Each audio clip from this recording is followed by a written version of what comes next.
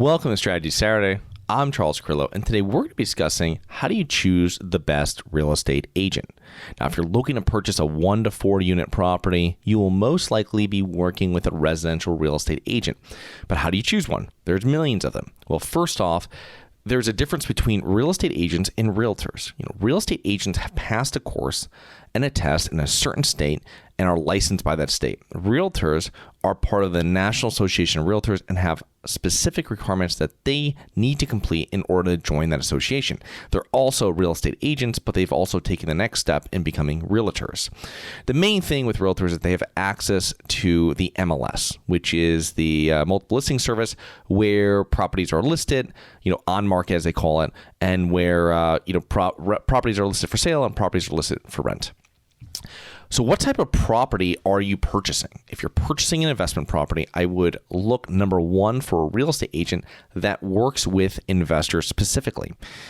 Owning their own rental properties is a bonus, and these agents will understand what makes a profitable real estate investment and what to look for. They're going to have a network that includes other investors and sellers as well. And the thing here too is that anybody can put you on an MLS automatic email, and something comes out that has your square footage and your bathrooms and units and whatever it is. Anybody can do that. The main thing is that they will follow up and be proactive and say, listen, here's the property at 123 Main Street. Here are comps for the property. And they're going to get you prepped for re-looking at that property and then for going to see it and putting an offer in. People that are just have an automated email go out, you follow up with them and go, let me talk to someone. Let me pull those comps. If you have someone that's proactive, they know exactly, hey, this is what it's going to rent for when you have it, and this is what it's probably going to sell for, and this is a potential issue. But that's why working with someone that knows the area really well is so crucial. Now, if you're purchasing a home to live in without tenants, you might use a different real estate agent, and a lot of times you'll have a little bit more seasoned real estate agents that will work with investors, and you'll have other ones that work with just home buyers. And I know a bunch of them, and that's what they do. They don't want to deal with investors. They can't really vet them. That's probably a waste of time, and all these different things that go with them. And the problem is that new agents, on the other hand, they'll work with anyone because they just want any type of business. That's not what you want. You want someone that's seasoned in exactly what you're doing.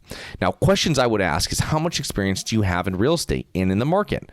Ask about investment experience if you're buying an investment property. Have they own properties? Who managed them?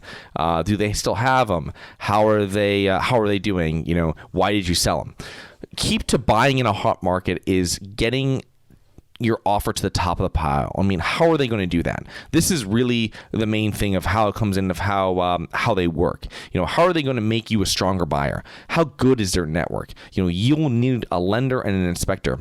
Speak to them and evaluate them as well, and you might want to utilize them. It's just like when you have a real estate agent, it's just like a property manager. People think, they're just putting in offers, they're showing. Well, if they're a really good real estate agent, a really good property manager, I'm utilizing more than just for a property manager than going out and plunging toilets and collecting rent, right? You're using them for their discounted contractors. You're using them for their handymen. You're using them for all the contacts that they've put together over decades of being a property manager. Same thing with a real estate agent.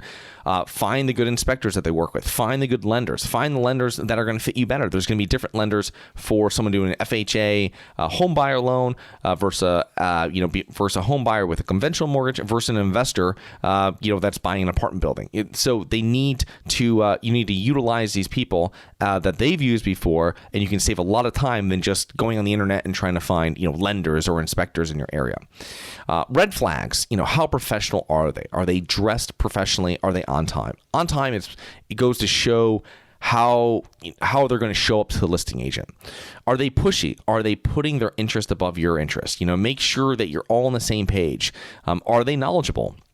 Right? Do they know the market? Do they know the area? Do you know what you're actually buying? Have they done this before with someone else? Are they prepared? I want to see comps. I want them to give me a high level overview of the comps as well. So they say, hey, you're buying this property here at 123 Main Street, this one down here, or this one over here. These are apples to apples. This one over 2 doors down. This property just came off the market. It was for rent. This is what it rented for. All this information prepares you to make quick, concise decisions, and this is how you can be even more confident with the right real estate agent when you're going in and putting in offers. Are they part-time? You don't want part-time. You want full-time real estate agent. That's what you focused on, and that's what you need to do. If you're looking at investment properties during the day, you can't have someone that doesn't get off work till 5. I always want to be the strongest buyer in a real estate transaction. Maybe not the highest offer or coming in all cash, but I will add a letter to an offer, personal references, etc. Most people aren't doing that. So you need to sell yourself to the listing agent, and you need your buyer's agent to help you do that. And you need to trust your agent. If something comes up on the market now, especially in a hot market, do you trust them to go to the property, review, send photos and videos, and put in an offer? If not, you have the wrong real estate agent. Your buying agent needs to sell the listing agent on your offer, who then needs to sell the buyer or the seller. There needs to be a solid delivery of your offer to the listing agent and seller. How do they suggest that is done? Have they done it before? Do they work with someone putting in the type of financing? If you're buying a house, it's FHA mortgage. How can they get you to the top of the offer pile with that? What has worked for them in the past? What hasn't? Do they have a solid network of agents? And what is their reputation, right? So right now I'm selling a portfolio of 1 to 5, or actually 3 to 5 unit properties. And one of the buyer's agents brought an offer to my listing agent that fell through immediately. And then they told my listing agent that they had another buyer, of course, at a lower price. I told my agent that I will not accept any other offers from that broker. And the broker now has a poor reputation with me and my listing agent because they cannot vet people they are working with. A lot of new agents out there, inexperienced agents, they'll just take whatever comes to them and they'll throw it against the wall and see what sticks. That's not what you want. You want, you want buyer's agents that are going to, vet you as well, know your complete situation, and then prepare a strategy for you to buy property that fits into whatever your criteria.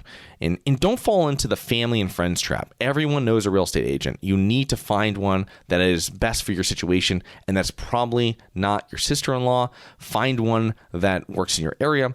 Find one that works with investors. Find one that works with the properties you're trying to buy and in the area you're trying to buy in.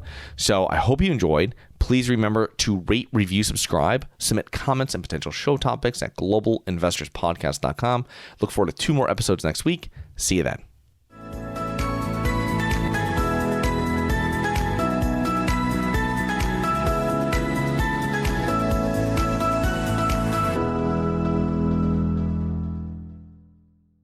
Nothing in this episode should be considered specific, personal, or professional advice. Any investment opportunities mentioned on this podcast are limited to accredited investors. Any investments will only be made with proper disclosure, subscription documentation, and are subject to all applicable laws. Please consult an appropriate tax, legal, real estate, financial, or business professional for individualized advice. Opinions of guests are their own. Information is not guaranteed. All investment strategies have the potential for profit or loss. The host is operating on behalf of Syndication Superstars, LLC exclusively.